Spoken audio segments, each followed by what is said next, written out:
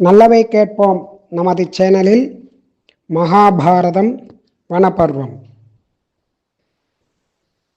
தன்னுடைய சகோதரர்களை தேடிக்கொண்டு வந்ததான தர்மர் அங்கு அவர்கள் எல்லோரும் மாண்டு கிடப்பதைக் கண்டு மிகவும் வருத்தப்பட்டு மயங்கி அங்கேயே விழுந்தார்.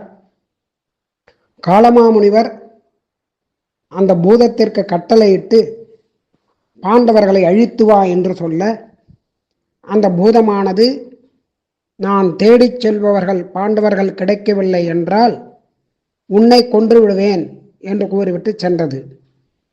அதே போல அங்கே அந்த தடாகத்துக்கு அருகில் வந்து பார்க்கும் பொழுது பாண்டவர்கள் அனைவரும் விழுந்து கிடக்க, கொல்ல வேண்டியதான ஒருவரும் இல்லை என்று மறுபடியும் அந்த முனிவரிடம் அந்த பூதமானது வந்து அவரை கடித்து கொன்றுவிட்டது.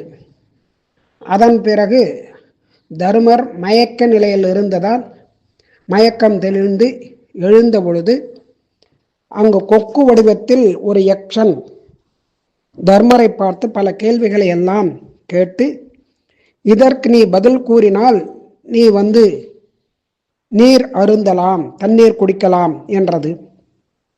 அதன்படி அந்த யக்ஷனானது தர்மரை கேள்வி கேட்டது. அதற்கு யக்ஷ பிரஷ்னம் என்று பெயர். தினமும் காலையில் சூரியனை உதிக்கச் செய்வது எது என்று கேட்டது. அதற்கு தர்மர் பரம்பொருள் என்று கூறினார். மனிதனுக்கு துணையாக இருப்பது எது என்று கேட்க தைரியம் என்று கூறினார். அடுத்து யக்ஷனானது பூமியை காட்டிலும் பாரமானது கனமானது எது என்று கேட்க மக்களை தாங்கும் தாய் என்று கூறினார். காற்றை காட்டிலும் வேகமானது எது என்று கேட்க மனம் என்று பதில் கூறினார். மரணத்தை அடையக்கூடியவனுக்கு நண்பன் யார் என்று கேட்டது. அவன் புரிந்துள்ள செய்துள்ள தான தர்மங்கள் என்று கூறினார். எதை இழந்தால் நமக்கு துயரம் இல்லை என்று கேட்டது. கோபத்தை இழந்தால் துயரம் இல்லை என்று பதில் கூறினார். ஒரு புல்லை காட்டிலும் அல்பமானது எது என்று கேட்க கவலைதான் என்று கூறினார். எதை இழந்தால் மனிதன் தனவான் ஆகிறான், பணக்காரன் ஆகிறான், செல்வந்தன் ஆகிறான் என்று கேட்டது. ஆசையை விட்டால் மனிதன் சம்பத்தை அடைகிறான், தனவான் ஆகிறான் என்று கூறினார். உலகத்தில் ஆச்சரியமானது எது என்று கேட்க நாள்தோறும் பிராணிகள் யமன் வீட்டுக்கு போய்கொண்டிருப்பதை பார்த்தும், அதாவது ஒவ்வொருவரும் தினந்தோறும் பல பேர் மரணத்தை அடைந்து யமனுடைய இருப்பிடத்திற்கு யமலோகத்திற்கு சென்று கொண்டிருக்கிறார்கள். அதை பார்த்தும் கூட இந்த வாழ்க்கையானது நமக்கு நிலையானது இல்லை என்று தெரிந்தும் கூட இது நிலையானது என்று அவற்றை நம்பி இன்னும் அதற்கு ஆசைப்பட்டு கொண்டு இருக்கிறார்களே, இன்னும் வாழ வேண்டும் என்று ஆசைப்படுகிறார்களே, அதுதான் ஆச்சரியம் என்று கூறினார்.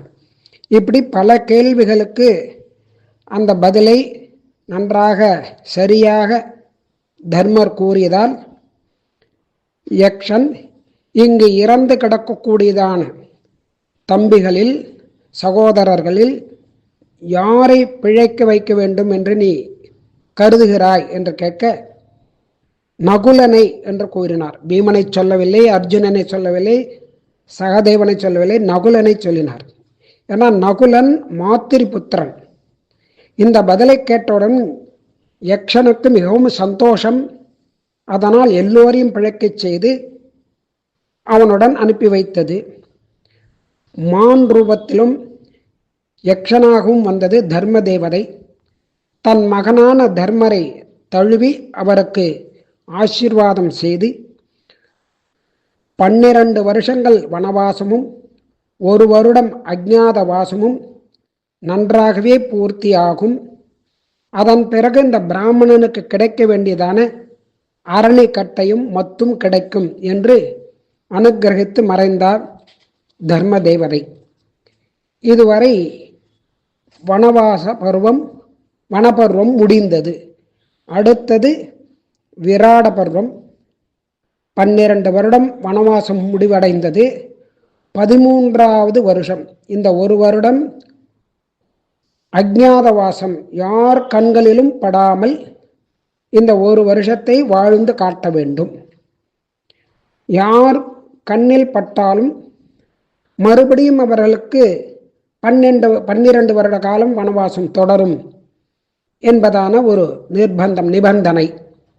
அதனால் இந்த ஒரு வருட காலம் அஜ்ஞாதவாசத்தை கடைப்பிடிப்பதற்காக ஆயத்தமானார்கள் பாண்டவர்கள். இது துரியோதனுடைய ஒற்றர்களால் கண்டுபிடிக்கப்படாமல் இருக்க வேண்டும். அதாவது துரியோதனன் எப்படியும் இவர்களை கண்டுபிடித்து விட வேண்டும் என்று சாரர்களான ஒற்றர்களை அனுப்பி எங்கேயாவது பார்த்து வர சொல்வான், கண்டுபிடித்து விடுவான். அதுக்காக அஜ்ஞாதவாசம், எந்த ஊரில் வசிக்கலாம், எந்த இடத்தில் வசிக்கலாம் என்று தௌமிய மகரிஷியனிடம் ஆலோசித்தார்கள். கூடவே வந்திருந்த பிராமணர்களை ஊருக்கு திரும்பி போகச் சொல்லிவிட்டு விராடனுடைய நகரத்தில் மாறுவேடம் பூண்டு தங்களுடைய ஒரு வருட காலத்தை கழிப்பது என்று நிச்சயித்தார்கள். அதன்படி தர்மன் சந்நியாசி வேஷத்துடன் ஒரு சந்நியாசியாகவும் அந்த ராஜாவுக்கு ஜோதிடம், வேதம் இவைகள்லாம் கூறிக்கொண்டு சொக்கட்டான் யுதக்கிரீடை ஆடியும் தர்மனுடைய நண்பர் என்றும் சொல்லிக்கொண்டு சென்றார். இப்படி ஒவ்வொருவர்களும் ஒவ்வொரு வேடத்தை தரித்தார்கள்.